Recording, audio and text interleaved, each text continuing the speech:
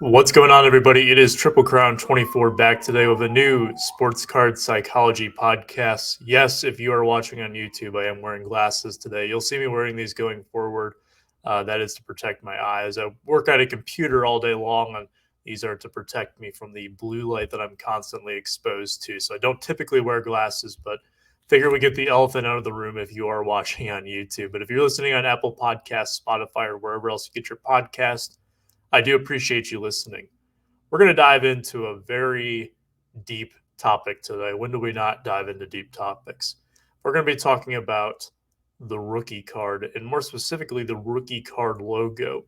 Now, there's two really main ones that we can see today. We have the shield that Panini puts out in their products, and you have the Topps rookie card emblem as well. We're going to focus more so on the latter today. And to give you a little bit of a background information, I guess, into how the rookie card logo game came to be before we get our guest on here. Back in the late 90s, early 2000s, you start to see cards that are more so designated as rookie cards. There were some draft pick cards in the 90s, some rookies, but in terms of flagship Topps releases, you start to see that. I'm going to share my screen if you are on the YouTube version of this. If you're not, you'll just have to follow along to my voice here. Here's an example of our first iteration. You can see here this Miguel Cabrera rookie card, one I'm very familiar with, has that rookie card designation right below the Topps logo there. That, of course, was from the year 2000. So Topps developed in 2006 as part of their new CBA back then, very timely, for the Players Association to put out a new rookie card logo that basically designated that this is a rookie card, and it was supposed to make it easier on collectors. Whether or not that happened, we'll talk about that in a moment with my guest. He is, I can see him kind of smirking in the background. We'll get his thoughts on that there. But that logo looked like this, and this was what it looked like for the first few years from 2006 to 2009. This is the Max Scherzer rookie from 2008 Topps update. Just so happens that we're using updated traded cards for these examples here. And then in 2010, they switch over to something that's a little bit more sleek, a little bit more modern looking, in my opinion. And really, they have run with it since. And this is also when Topps became the sole licensor for Major League Baseball. And Upper Deck exited the picture. That, of course, is the one that we've all come to know and love. Well, some of us have loved it in the form of this 2011 Topps Trout. You can see here the rookie card emblem down in the bottom left corner of the card. So it's undergone several changes, and now it's over 10 years old, the one that we know today. And I want to talk about what the significance of this logo is and what it is represented for the Topps brand. Now, personally, I'm not a rookie card expert. I know I just went on a 3-minute diatribe here to lead off the show, but I am by no means an expert. I'm not really even a huge rookie card guy. So I figured I'd bring in someone who is. In fact, I figured I'd bring in a specialist, more specifically, bring in Victor, the rookie card specialist on YouTube. Victor, how you doing? I'm doing good, JT. Welcome to the Four-Eyed Club there. Yes, I'm glad to be a They new look proud good. member. They look good on you. Thank you. Thank you. Victor, you are the go-to source for rookie cards, I would say, on YouTube. Most people watching this are familiar with your channel, The Rookie Card Specialist, and you have answered this question many times before. But for those who may be introduced to you for the first time here, or even as just a reminder, tell us why you were so passionate about rookie cards. Wow, man, that's just I'm a kid from the '80s, and I started collecting in 1981. And with the rookie card boom that happened back then, it was just ingrained into my psyche uh, from the very beginning of my collecting journey, and it's just evolved into more of a passion.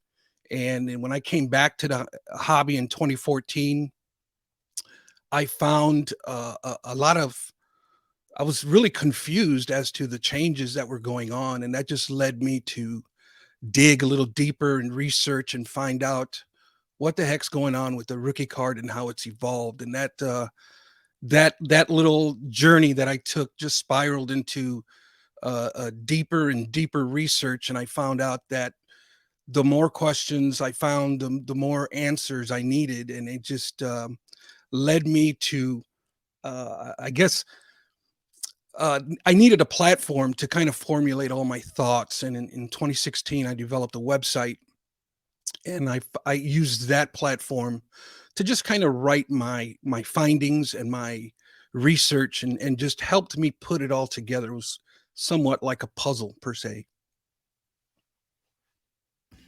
Yeah, even since 2014, I would say things have only gotten more confusing as it Yeah. comes to things in the hobby, not just even rookie cards, but just how things are. I mean, people complained back then about the number of parallels. They're in for a rude awakening if they've been asleep since 2014. But parallels are a discussion for a different day. Your focus, of course, is rookie cards, and specifically, I want to touch on base rookie cards here. So there's been a lot of debate in the hobby in recent years as more time has gone on and more sets have been introduced. Different players have entered the game in terms of producing rookie cards. You kind of have your own 10 commandments list that you use to determine what a rookie card is. Tell me how you kind of came up with this idea and why you made this criteria. Is it something that you use for your own benefit, or is it something that you hope to kind of use to influence others as well? Yeah, that's a great question, JT. And really, the 10 commandments of the rookie card is basically um, a list of criteria that I found in my research of rookie card guidelines that have been established for decades now. But it seems like, in my opinion, anyways, um, some of those have been disregarded, and some of them are kind of, um, I guess, forsaken. I guess is a good word for it. But I started in my research. I found out about the Players Association getting involved in 2005, and the mandate that they put on the industry for 2006. And I found, through that, uh, the guidelines, but then we have the hobby guidelines that we had starting way back in the 80s that has evolved over the decades. And yes, there's been changes, and some of those guidelines are obsolete because just production has changed. But some of them still do apply, and some of them really are worth remembering to help us clarify rookie card identification today. uh, uh, Certain, especially with us hobby veterans, the guys have been doing this for quite some time. There's still guidelines that we still hold on to, and we find them very important. And so I just formulated this list of my research, and I figured the first five commandments, which is commandments 1 through 5, are what the PA had established back in 2005. And then commandments 6 through 10 are guidelines that the hobby had established back way back in the 80s, and are still relevant today. So that's the how I formulated that list. It's very well thought out. And for those who have not looked at it before, if you're listening on YouTube, I will leave a link in the description of the show notes so that you can go take a look at it and read it for yourself. It is very well thought out and very well worded as well. And the depth, I really feel like it really encompasses everything you could think of in the hobby. Tops kind of takes a bit of a different approach.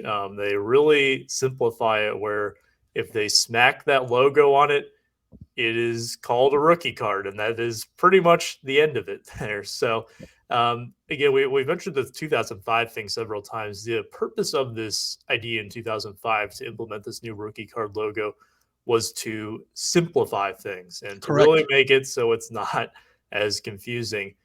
Do you believe that Topps has done that 15 years plus later now? Have they really achieved that goal, or do you think it's caused more confusion?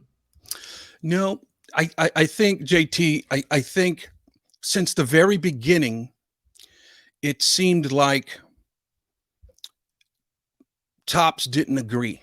As a matter of fact, I found this article that spoke on this topic in issue number 247 of Beckett magazine. And in that article, Mike Payne did an article on this, the PA guidelines. and he interviewed the top spokesperson at the time. His name, I can't remember his name off the top of my head right now. But even back then, even being interviewed on the day of, his response was, Topps is still going to be the first to produce rookie cards. And it's this vow that Topps had made, that they're going to be the first to produce rookie cards. And that's where I believe it all stems from. The root of all of this started in 1981 when Fleer and Donruss came into the picture.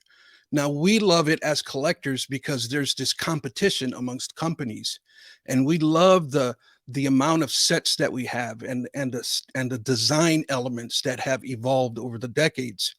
And so that spirit of competition that was developed was great in one sense, but in the other, it also developed a big competition to be the first company that featured the rookie card. And so that has always been this fight to be first amongst the companies. And even when the PA took over, Topps still had this mindset. And so instead of looking to comply, and this is just my opinion, the way I'm seeing it, instead of looking to comply, they opted to look for loopholes. And every year thereafter, we find we have these little gimmicks that they've played, and many times they got busted on it. But other times they kind of get away with it because it's kind of gray area. It's not really clear. And so these little shenanigans keep happening over and over and over again. And even putting the rookie card logo on insert cards. And you know, that had never, an insert card has never been considered a rookie card until here recently. Yeah, it's definitely, we keep saying it over and over. It is a different game, even from the 80s too. And you mentioned the competition back then. We don't really have that today. Like, yes, Panini does produce products, but going by your commandment lists and also just general opinion is that people don't really, I think, regard those too much. There are certain like optic parallels that I've maybe seen. So they're rookie year parallels, not necessarily rookie cards. But in terms of baseball, like base prism, base mosaic, base optic, these brands that are extremely prevalent and sought after on perhaps your basketball or your football side really don't move the needle for most on the baseball side due to the lack of licensing with Major League Baseball. They are licensed by the Players Association, which is why you can have images of the players. There's just no licensing with Major League Baseball because there are no team logos, of course, and that is really been a huge dividing point. There are some people that are okay with it. There are some who are not, but generally we stick to Topps and we don't really see that competition now. So Topps is all that we're really used to. And you know, personally, I wasn't collecting during the 80s, and we've had a lot of new people who have re-entered the hobby who may not be familiar with it. I remember being younger and going back and opening packs of Donruss or packs of Fleer back in the, you know, from the 80s, and used to be really confused because, well, there was no rookie card logo on it. So I was always told, like, here, you want to look for the Randy Johnson rookie, or you want to look for the Tom Glavine rookie. Well, how am I supposed to tell what that is? Do you think that people have become maybe too reliant on that logo to tell them what is a rookie and what is not a rookie? Or do you think that it's something that is a better guideline to help introduce people to the rookie card discussion? I think it was definitely, the original intent was remove confusion, especially with the novice collectors. And that's, I think it was more forward thinking because of the amount of product that was being released, because of the amount of options. There was just too many, and they were, and so to bring clarity to that, that's when the PA stepped in to bring clarity. I believe it was a step in the right direction. It is very beneficial, in my opinion, to have that identifier on there indicating which ones are the true rookie cards. However, you know, when we plaster it on everything, and when we really shouldn't be plastering it on everything, when we look at the guidelines and we stay within the structure that was created, they've kind of gone outside of that. And so that's where now we're confused again. Now it's unclear. The waters have been muddied, as I like to say. I agree with that. And to be the devil's advocate for Tops in a sense here, their goal is ultimately to move product. So if they're releasing 2022 Top Series 1 as they did a few weeks ago at the time of recording this, their goal is to sell as much product as possible. They know that people are going to be chasing the Wander Franco cards. And if they can keep putting that little shield on all the Wander Franco cards in there, that is something that will ultimately help move the product because that is what people are going after. So they're doing it to help move the product at this point. Of course, the Players Association's vision of creating this logo to, in a sense, make it easier is not necessarily what Tops is after here. Tops is using this logo that was created for them for their own agenda. Do they have the collector's best interest in mind? That is up for debate. I think most people would probably argue no, but I mean, I don't think it's something that's completely black and white where you can say one way or another. What's kind of your stance on it? Do you think that Top really does have the collector's best interest in mind a lot of times when they're using this logo, or is it something that has just really become money driven, as many things have become in the hobby? Well, I like to remain optimistic, and I don't want to think the worst of situations all the time. It's really not my style. I believe, JT, honestly, that we had these guidelines, and I think in 2009, when all the licenses got split up and all the manufacturers had their own lane per se, I think the hobby and even the industry had just been lulled to sleep on this because everybody had their own lane.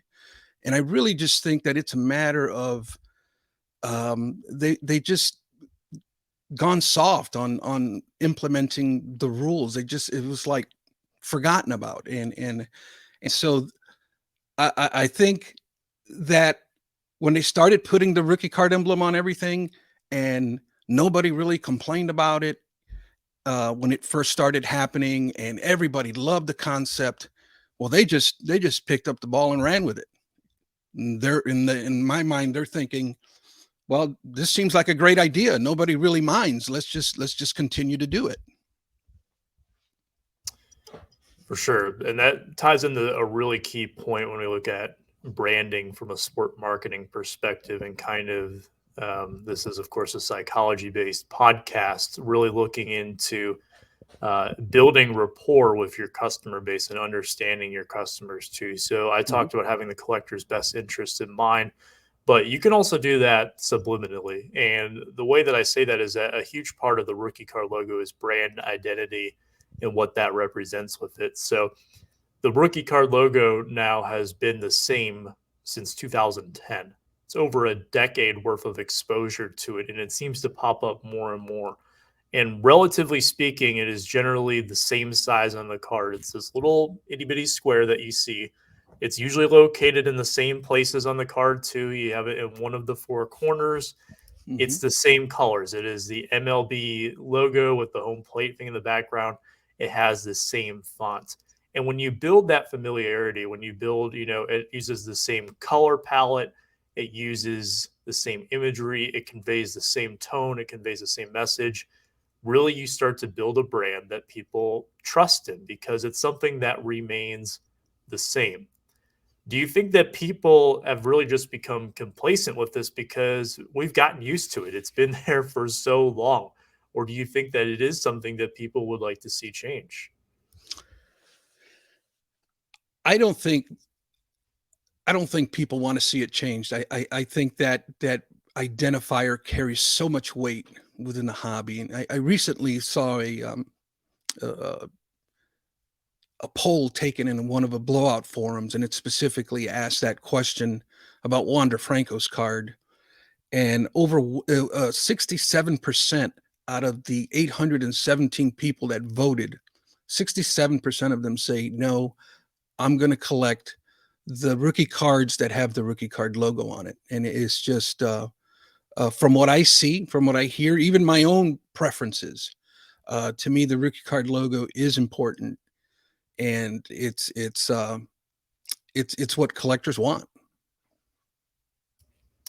We really do value that consistency too in our collections. That is why people really like those. If you look at the parallel side of things, Topps Chrome, there are so many different types of refractors now, but people love to gravitate towards those blue refractors, those gold refractors. Even if you want to go really big, the super fractors, because they are typically consistently numbered right around the same number. They've been around every single year. They don't have like all the different, all the waves that have come after, all the little dot patterns and all these little things that have been added on over the years. These are the, quote unquote, true colors that have been around for over a decade now. And people really do value that. So I totally can understand and relate to your point there. Let's talk about it, shall we? The elephant in the room regarding the rookie card debate, the 2021 Bowman's Best card number 50, Wander Franco. Let's just answer the big question right away, Victor. Is that card a rookie card? I'm on the mountain that says no, it is not a rookie card. Now, the next question is, well, why? Why do I think that? And that's an excellent question, and I'm really glad you asked it, JT. But it comes down to me. The way I view it is, I take, when I have a card in question, okay, I funnel it through the 10 commandments of the rookie card, because those are the guidelines, the rules, the boundaries that have been established for rookie card identification. And so when I take that card in question and I funnel it through, it falls short in a couple of areas. The first one being commandment number 1. It says, I didn't say it. The Players Association, the legal authority, says that a rookie card must be licensed by both the league and the Players Association. And commandment number 3 says that a rookie card must be branded with an identifier on the card front. And in those two areas, 2021 Bowman's Best, Wander Franco, falls short. Now, when we're looking at identifiers, especially the ones with the PA, okay, commandments 6 through 10 only hold, in my opinion, they only hold a little bit of weight, because the card manufacturers aren't really bound by those rules, but they are bound by commandments 1 through 5. So this card not only falls short in one area, but two, and it only takes one to disqualify it as a rookie card. So here we have two miscues on the top 3 rules issued by the PA. And it's for that reason I don't view it as a rookie card. Now, the argument can be made for the long hobby standard that says a rookie card must come from a base set. But now, see, those are hobby standards. Card manufacturers are not bound by hobby standards. That's something we invented back in the 80s. Now, is it an important rule to follow when we're trying to identify and we're trying to figure out what's a rookie card? Yeah, it's still a valid rule, but it's not one that Topps is bound by. I'm on the opposite side of the fence with this one, so I'm glad that you disagree with me on this one, because we can kind of present both sides of the argument here. Yeah. And I think that you have a lot of really valid points. And if I'm going off of your 10 commandment list, it does check the boxes in some cases. The first one that you mentioned is it is part of a base set. Typically with Bowman's Best, the checklist is divided into 2 subsections. You have about 70-ish major league players and rookies. Then you have 30-ish prospects, and they are labeled as top prospects. And the card numbers are sequenced as TP1, TP6, TP29, whatever the case may be for the release. This release is unique in the sense that it took the 30 prospects and it interspersed them throughout the checklist. So now you have all these guys who have made it. Now you can look at the card designs themselves and say, well, the prospects have their names right aligned. There's a couple of like little different cosmetic things, but overall, it's very similar where you can't really say for certain, like this is supposed to be something separate. And the fact that they are all mixed in together is what made a lot of people say that this is a rookie card and say that, this follows the criteria. Another part of it too is that I've heard some debates that say only the Wander card is, for example, because Wander Franco has made his major league debut at this point. In fact, he had enough games and at bats under his belt to qualify for Rookie of the Year voting, as a matter of fact, in 2021. Whereas if we look at some of the other prospects, such as a Bobby Witt Jr., Jason Dominguez, Spencer Torkelson, these guys have not made their major league debut. And for a lot of the guys on there, especially the ones who were drafted in 2021, they haven't even been added to the 40-man roster yet. So I think that's where it muddies the waters a little bit too, is that some people, that's personally for me, if you had to ask me, give me a definitive answer, I would say that any of the players who have been added to the 40-man roster, those are rookie cards. So I am on the opinion that that is a Wanderers rookie card, but I don't necessarily agree on the remaining prospects there. I know some people will disagree with that. That is fine. It's become a mess, right? And even I think back in 2020, not enough people really talk about this with Luis Roberts.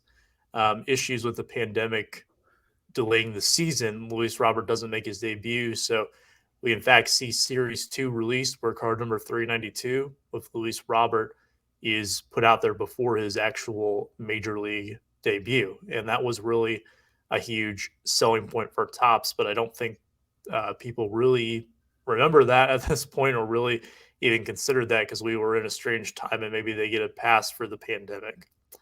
And regardless of what your opinion is or what you think the rule is or what guidelines you use for a rookie card, the Wander Franco situation time and time again, and I'm going on a bit of a rant here. It's a hot mess. It's a hot mess indeed. Yeah. Can I rebut a little bit on what Absolutely. points you made? Yeah, I know, commandment number 5, which is one of the ones that the PA established, says a non-pro roster player can be included in the base set as a rookie card with the consent of the MLBPA, but an August 31st deadline still applies. Okay, so what that's telling me is in the beginning of the season, Wander Franco was not on the 25-man roster. Okay, he came in, I think, in June. And so at that point, I think Topps, they didn't want to do what they did with Juan Soto. They really missed out on Juan Soto because they included him in product mid-season. That's how come Juan Soto doesn't have as many rookie cards. And so, but that option is totally up to them. Topps has the right to determine when to include that player into the, regardless of when he debuted, they have the right to hold off or proceed with the rookie card of that player. Also, on the end of the, what was the other point you made about the base card? I think what we have here, and I don't know what Topps, I don't know if Topps ever did a press release on this or not. I heard rumblings on it, but I never actually saw a source. But I think it's really, it's like an error card. They did something that they shouldn't have done. Now, I don't know what happened behind the scenes, but those cards, those 30 prospect cards, should have never been put into the main base set, because commandment number 4 says that a non-pro roster player can appear on insert cards only without the MLB RC logo. So those 30 prospect cards should have been like an insert set, not put into the base set. And that's where the error came in. There's a lot of conspiracies around it too. Some people think it was to go after Fanatics because this was prior to the announcement that Fanatics had bought Topps, so they released these rookie cards now on kind of a release that really, I personally love Bowman's Best, right? It's a way to get cheap, affordable autographs of some of the top prospects in the game that are on card. The colored refractors look amazing. It's a smaller checklist, so you have better chances of pulling the good players. I love the product, but for most, it is unfortunately a throwaway product, right? It is a B-tier product. It's one that doesn't command much value on the secondary market, with some exceptions. It was released on New Year's Eve, 2021, in the midst of a lot of different things going on. Yeah. So it has definitely been, I guess, in a sense, easy to push under the rug by Topps. And we've presented both sides of the argument here for the Wander Franco rookie and where it truly falls. But as you mentioned at the start of the show, it really is just another example of things being more confusing rather than being clarified, which was the initial goal, remember, of this. And you made a fantastic point about Topps being able to make those decisions on when to hold someone out for whatever release may be. We saw it in 2019. In my opinion, there's no reason why Jordan Alvarez couldn't have been in 2019 update, but they saved him for 2020 Topps Series 1 as a selling point. Jordan had this fantastic rookie season in 2019, won the Rookie of the Year award, but they held him out for 2020. We see it again in 2020 Topps. This one, maybe you could argue a little bit more, but Joe Adell makes his debut in the second game of the season, in the shortened season, of course. So perhaps because it was that shortened season, they didn't have time to put him in an update. I don't necessarily believe that, but they were waiting on him to debut to put him in 2021 products to sell Series 1. Same thing with your guys like Mount Castle, Alec Boehm, Christian Pache, all those guys. Now we see it again with Wander Franco in 2022, that at this point, it really does feel like Topps is doing it as a way to sell the next year's product or to give people a thing to look at. Now, there is a big change that could be coming in terms of service time, and something that we'll probably see addressed in the CBA, this collective bargaining agreement, when it is finalized. At the time of recording this, they're still talking about it. I don't know what it will look like. If the CBA changes where service time regulations in terms of how a player's rookie status is affected, what do you think that will have as an impact on the hobby and the way that Topps approaches it? Where, say, you can debut on opening day, but it will still allow teams to retain a certain number of years, or perhaps players become arbitration eligible earlier. I know that's a bit of a loaded question, but Yeah, it what do is. you think that impact will be? Break it down for me a little bit simpler there, JT. Right. What do I think of what now? What do you think of Topps how do you think they would react if the new collective bargaining agreement in baseball would be changed, where service time regulations are changed too, where a player can debut on opening day without it affecting a team's years of control? Well, I don't know if it'll affect it much at all. They a rookie can appear on opening day. There's nothing written that says they can't. That's up to the team. I know, Otani, for instance, he debuted March 29th, opening day. And so there's nothing really written that says that a rookie can't appear. And I don't think the CBA is going to really affect the card industry, not in this round anyways. I mean, I don't know about future rounds, but from what I'm seeing and hearing, and I'm not real in tune with all the happenings, but nothing has triggered in my mind anyways yet that it's going to affect the card industry. Right. I don't expect it to have seismic impacts at all, but more so my question with that would be is that, say you have someone, I think a good example, if we go back to 2019, Tatis, Pete Alonso, Eloy Jimenez, they all debuted on opening day, and they were put into Series 2 because that's around the time that they start finalizing things for Series 2 is opening day with Topps, whereas normally if someone debuts later in the season, such as a Vlad Guerrero Jr., although he did appear in Series 2 to some extent, typically what you're going to see with that is that those players are going to be saved for update, just because they have usually like a cutoff date sometime around the All-Star break, maybe a little bit sooner to include players in update. So that was kind of the thinking of my question, where they would, Vlad Guerrero was held back until late April because the Blue Jays retained an extra year of his contract because they were able to hold him out for that long. So that's kind of where the thinking goes. But I think, to your point, that it probably doesn't matter. Topps is going to do what they want to do, and they're going to place the guys wherever it is best for them to sell product. And now that it has gotten to that point, you recently did a video a few weeks ago, and for those who haven't seen it yet, I highly recommend it. Also, in the show notes, you'll see a link to Victor's YouTube channel. If you're really interested and passionate about this subject, I think it's a fun video to watch. It may challenge your beliefs, it may reaffirm your beliefs, but either way, it is fantastic to watch this.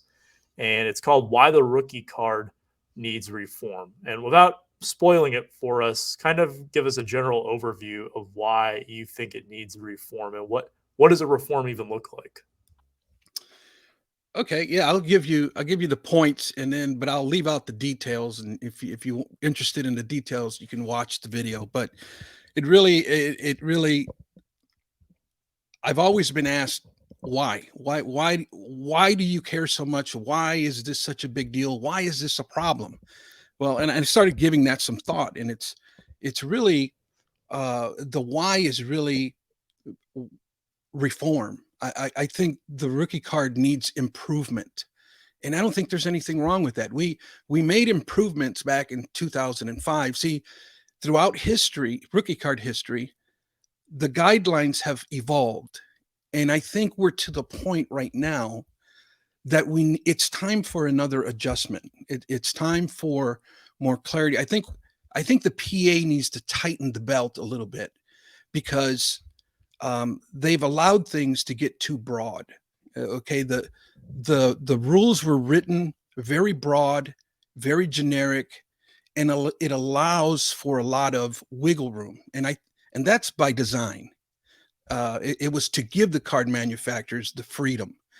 But I think we're back to square one. I think we're back to where we started because it's evolved to the point to where now the waters are muddied again. We're confused again, and so that's actually one of my points is because the PA guidelines are too broad, but also eBay listings. When I came back to the hobby in 2014 and I went shopping for cards, I was shopping for, Chris Bryant, which I'm a big Cubs fan. So Chris Bryant, Javi Baez, and I go on eBay and there's three, four, or five, everything from 2011 to 2015 is labeled as a rookie card. And as taking a 10-year layoff, I came back to the hobby and I'm like, what the heck? How can a player have a span of 4 years of rookie cards? I'm like, this is impossible.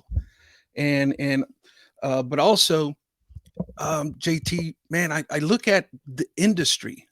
The industry, when it comes to defining a rookie card and what it is, the industry is like all over the place. If you look at different avenues of the industry, everybody has like their own made up definition of what a rookie card is. And some of them are so outdated and so ridiculous. It's like, what are we doing here? We're calling a Jason Dominguez one of one superfractor that just sold recently for over $474,000. And the auctioneer is listing it as a rookie card. I'm like, this thing is nowhere near a rookie card, people. And so it's things like that. And I said I wasn't going to give a lot of details, and I am, but those are some of the reasons, and especially JT, the one that is really closest to my heart is the rookie card. The base rookie card is being devalued, and there's almost a mockery of the base rookie card anymore today. And it's why? Because there's so many other things that appear better than the base rookie card. And with the, you know, 50, 60 parallels in per set, it's just something that is concerning to me in as far as the sanctity, the tradition of the rookie card within the hobby. The hate for base is real. Yes, it is. I totally agree Hey, with that. PO Box 1231. Send them my way. There you go. If you need to donate your gently used base rookies, now you know where to send them out to. I totally see it as someone who sells cards full time. I have people when they ask me for things where I look around and seeing people inquiring to buy. There are so many times I see two words associated with their post: no base, Mhm. no base. and I get it to some extent. I was a pretty hardcore player collector for a long time, and I would say no base in my post too, just because I have them all. It really wasn't that hard for me to Right. go out and get those base. So I'm looking for the stuff that is more so rare. And who is to blame for the devaluation of the rookie card? Well, one of the big places to point the finger is Tops, right? And I think that's one of the things that is refreshing about the Wander Franco 2021 Bowman's Best card is that it's not printed to the moon. There's less than 20,000 copies. There's probably less copies of that card out there than there is the Acuna Bat Down from a few years ago, which is something to really think about because that card is, in some sense, a grail card for some people. Just the other day on Twitter, I saw someone pose this question and it got a huge response to it is the Mike Trout 2011 Topps update overrated? That card, if you thought the Acuna was a grail card, that card is a grail card for an entire generation, I would argue. A lot of people who have re-entered the hobby or people of my age, that is like the big boy, the granddaddy of them all. And a lot of people consider it a cornerstone if you're going to have a collection of any sorts, whether you're a rookie card collector or whatever kind of collector you are. A Trout rookie is up there at the top of most people's wish list. I think part of it too that we've seen is a large number of the cards being graded and coming back in 10 holders, regardless of your grading company of choice. And we see so many of these base rookies that have been graded. Ultimately, if you had to kind of proportion it out, how much of the hate for base and the devaluation of the base rookie card falls on the shoulders of those in the hobby rather than those producing the cards? It's definitely within the collectors. I mean, it's really something that we have manufactured in our own wants and desires, and it's the manufactured scarcity, and what I like to call the almost an element of manufactured greed, to where now everything is the hit, everything is low numbered, everything is ultra rare, and that's all we got our sights set on. But we've been conditioned to go that way, in my opinion, by what the card manufacturers are putting out. So when you look at the current climate of the investor and the flipper, and you look at the climate of what card manufacturers are pumping out, is the rarity. It's only natural that there's going to be this hate for base. Well, that ultimately brings us to the question of what can we do about it. Well, we'll assume that this brand logo, as you said earlier, people don't really want it to go away in some sense with the Topps rookie card shield. I think for Topps, it has been such a huge selling point for over a decade now that I think it would be extremely foolish on their part to make any sort of changes to it based on how well they have built up the brand identity, for better or for worse. We could argue that point, I'm sure, plenty going forward. But in your opinion, how do we move forward where we, assuming that this rookie card logo isn't changing anytime soon, and kind of what Topps has done, where it's more so driven towards their interests rather than the interest of the hobby? How do you approach it? How do we approach it, I guess, in general? Yeah, I think, and here lies now my life's purpose for my YouTube channel, and that's education. Okay, I think there has been such a lack of education on this topic in the last 20 years that it is, I think that is one key element that we can do is get educated on the topic. The next thing we can do amongst us as collectors is proper verbiage. Let's once we get educated, let's begin to call things what they are instead of what we want them to be. We all understand that the rookie card logo is on everything, but listen, not all of those cards are rookie cards. They really are not. And how do you know that? When you start digging in and doing a little bit of homework. Doesn't take a whole bunch. And I've really given. That's why I give away that free resource at the end of every video of mine. There's a free resource that'll take you to a Google Doc. It's a one-page document that's going to give you the list of 10 commandments. Now, I just gave you the short list. If you want to know details, you click on that link and it'll take you to my website, which is going to be an article on the 10 commandments of the rookie card. And I get into the topic in much greater detail there. So education, proper communication. Let's learn that, you know, it's a pre-rookie card. That's a prospect card. So prospect cards are considered, at least in my opinion, I've adopted the strategy that COMC uses, and they deem all of their cards as pre-rookie card, rookie card, or rookie year card. And that's a really intelligent way to really start viewing these cards. And then lastly, JT, it's going to be, as far as change is, to me, that what we're talking about here, brand identification, but that's going to have to come from the card manufacturers. You know, certain insert cards should not have a rookie card shield on them. They should have a rookie year shield. And by doing that, we now give more emphasis back to the base rookie card, and we preserve the base rookie. And a lot of people that I've talked to and interviewed, they really don't care if there's an RY emblem on insert cards. They're okay with it. It makes sense to them. And so that's not going to happen on the card manufacturer's side, though. At least I don't think it will. That has to come from the Players Association, and they're the ones, because they're the ones who have the legal authority. They're the ones that are going to have to keep the card manufacturers to make that change and keep them accountable. See, that's been the problem, that in my opinion, is that the Players Association, they took the money, but they don't want to do none of the work. It's just basically, here's the guidelines, and you haven't heard from them since. And it's just, it's a shame. And I think that they need to get involved a little bit more in keeping the card manufacturers accountable. And those are the three elements of the change that need to happen. Right now might be bad timing for that, for the Players Association. Yeah. But once things calm down a little bit, hopefully, maybe that is something that we can see addressed in the future. But I think your point of education is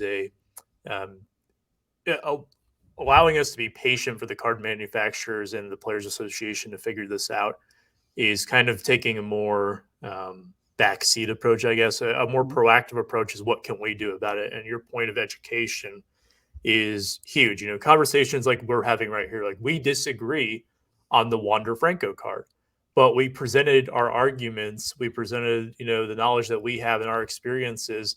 And through that, people who are listening to this can make their own decisions through that. They're more educated on why we present these arguments too. And I think your channel is a fantastic resource, and I'll transition to that as we wrap this up today, where even if those who watch your channel don't necessarily agree with every single point you make, they can still at least take your guidelines from the 10 commandments.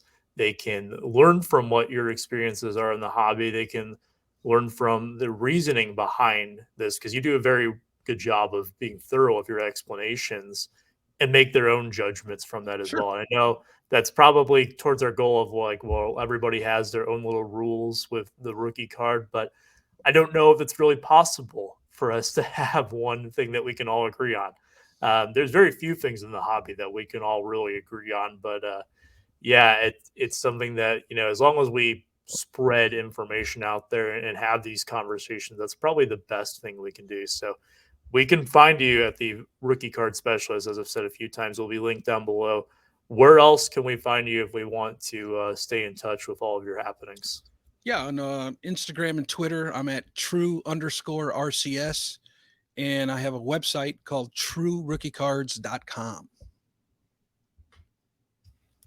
Keep turning off my camera rather than my mic. I apologize for that, everyone. But we will, make sure you go check out Victor. I think this was a fascinating discussion, one that we could probably revisit in the future if people are really interested in hearing more about this. If you have any suggestions for what else we can talk about as it regards to rookie cards, or any topics in general, be sure to leave your thoughts in the comment section down below on YouTube, or feel free to reach out through Spotify or Apple Podcast if you are listening to there.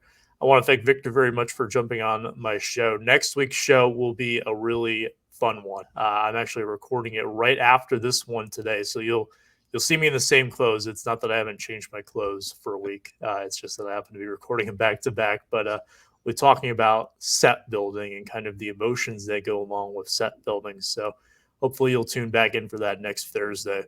But until then, you can make sure to keep up with all the latest episodes of the Sports Card Psychology podcast, wherever you may get your podcasts, and subscribe to the YouTube channel to follow up with all of my happenings.